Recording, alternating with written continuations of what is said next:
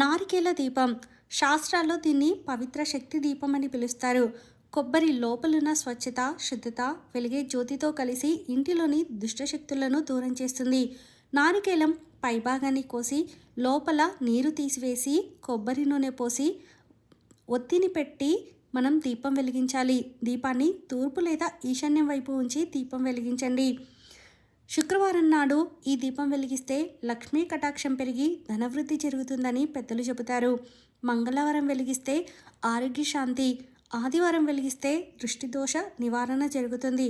ఒక్కసారైనా ఈ నారికేల దీపం వెలిగించి చూడండి. మీ ఇంట్లో శాంతి, శుభం, ఐశ్వర్యం అలాగే ప్రకాశిస్తూ ఉంటాయి.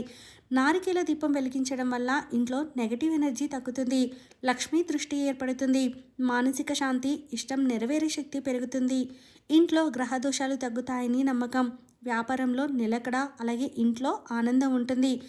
నారికేల దీపం తూర్పు వైపు లేదా ఈశాన్యం వైపు వెలిగించి ఓం శ్రీ మహాలక్ష్మీ నమః అని 3 సార్లు జపిస్తే ఐశ్వర్యం పెరుగుతుంది. మీ ఇంట్లో ఒక్కసారి ప్రయత్నించి చూడండి, మీకే తెలుస్తుంది.